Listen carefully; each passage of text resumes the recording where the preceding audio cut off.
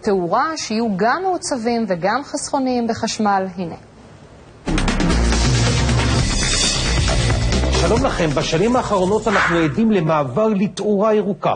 מה השתנה? עד כמה זה נותן לנו את הפתרון החסכוני? נחש? קוברה? ממש כך, מנחם. זו מנורה של חברה איטלקית, וכל הרעיון פה נוצר משימוש בקטע אומנותי. מה יש בלשון של הנחש? יש לנו פה נורת לד, אוקיי? שאת הנורה הזו ניתן לשנות, החל אם אנחנו רוצים לשנות את נושא הגוונים, ועד לעוצמת התאורה. פה יושבים מעצבים במקרה הזה איטלקיים ופותחים לי את הגימיקים. בהחלט, כמו שאתה רואה, אנחנו רואים פה איזשהו מוצר שהוא בא מאיזשהו רעיון של קונחייה מהטבע. כמו שאתה רואה, זה מוצג פה עם הנישה. אתה יכול לראות את מנורת הזבוב הזו, אוקיי, שיכולה להגיע כמנורת שולחן. מה זה הגונג הזה? מנורה שעשויה הכל מעלי זהב.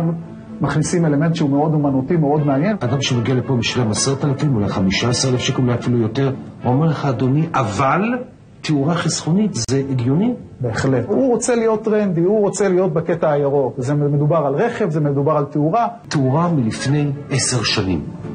אני רוצה את אותה עוצמה, בדיוק אותו דבר היום. אני יכול לקבל את זה אכן יותר, בפחות כסף, יותר חסכוני, או שאף פעם זה לא יהיה בדיוק אותו דבר. נורות פיאלים, עדיין לא הצלחנו להגיע לרמה שזה ייתן לנו את אותו תוצאה של נורות אלוגן ונורות לימון. ייקח לנו איזשהו פרק זמן, אבל אנחנו עדיין לא שם. זה שכולם מדברים על ירוק, ועל טרנד ועל חיסכון, הוא לא מתאים לכל גוף תאורה, הוא לא מתאים לכל מקום בבית.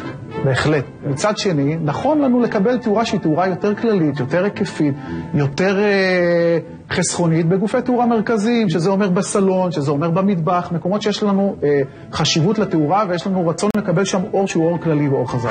חברים יקרים, אין ספק, השינוי הגדול ביותר בתחום התאורה הוא המעבר לתאורה ירוקה. נכון, זה עדיין לא מתאים לכל מקום בבית, אבל בהחלט אנחנו בכיוון הנכון.